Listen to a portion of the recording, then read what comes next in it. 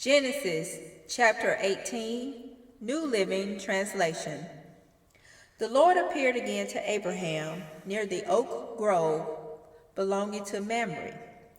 One day, Abraham was sitting at the entrance to his tent during the hottest part of the day. He looked up and noticed 3 men standing nearby. When he saw them, he ran to meet them and welcomed them, bowing low to the ground. "My lord," He said, "if it pleases you, stop here for a while. Rest in the shade of this tree while water is brought to wash your feet. And since you've honored your servant with this visit, let me prepare some food to refresh you before you continue on your journey."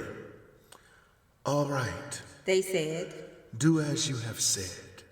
So Abraham ran back to the tent and said to Sarah, "Hurry, get 3 large measures of your best flour, knead it into dough, and bake some bread." Then Abraham ran out to the herd and chose a tender calf and gave it to his servant, who quickly prepared it. When the food was ready, Abraham took some yogurt and milk and the roasted meat, and he served it to the men. As they ate, Abraham waited on them in the shade of the trees. "Where is Sarah, your wife?" The visitors asked. "She's inside the tent," Abraham replied. Then one of them said, "I will return to you about this time next year, and your wife Sarah will have a son." Sarah was listening to this conversation from the tent. Abraham and Sarah were both very old by this time, and Sarah was long past the age of having children. So she laughed silently to herself and said, How could a worn-out woman like me enjoy such pleasure, especially when my master, my husband, is also old?" Then the Lord said to Abraham, Why did Sarah laugh? Why did she say, "Can an old woman like me have a baby? Is anything too hard for the Lord? I will return about this time next year, and Sarah will have a son."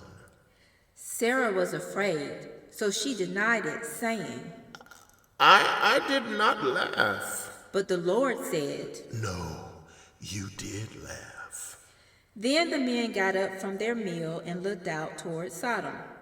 As they left, Abraham went with them to send them on their way. "Should I hide my plan from Abraham? The Lord asked. For Abraham will certainly become a great and mighty nation, and all the nations of the earth will be blessed through him.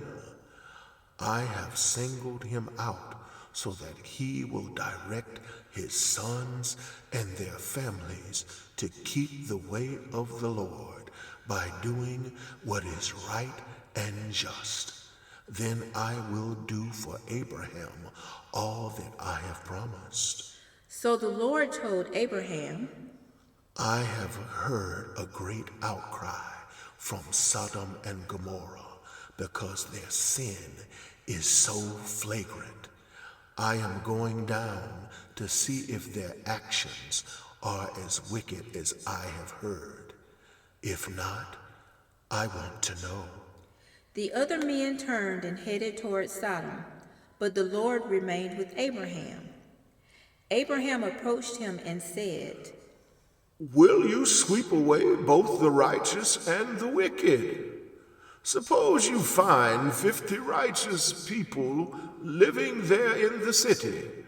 Will you still sweep away and not spare it if for their sakes? Surely you wouldn't do such a thing, destroying the righteous along with the wicked. Why, you would be treating the righteous and the wicked exactly the same. Surely you wouldn't do that. Should not the judge of all the earth do what is right?" And the Lord replied, If I find 50 righteous people in Sodom, I will spare the entire city for their sake.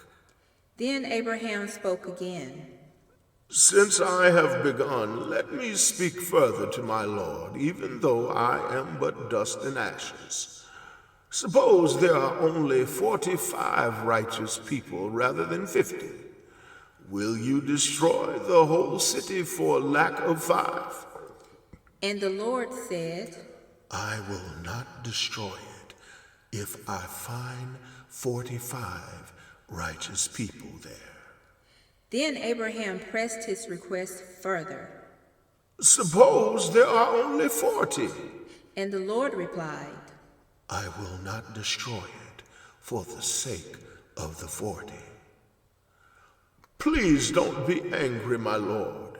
Abraham pleaded. Let me speak. Suppose only 30 righteous people are found. And the Lord replied, I will not destroy it if I find 30. Then Abraham said, Since I have dared to speak to the Lord, let me continue. Suppose there are only 20. And the Lord replied, Then I will not destroy it for the sake of the 20.